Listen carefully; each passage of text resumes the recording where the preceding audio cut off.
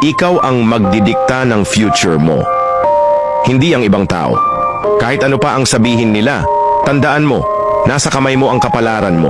Walang sino man ang pwedeng magtakda ng limitasyon sa kaya mong abutin.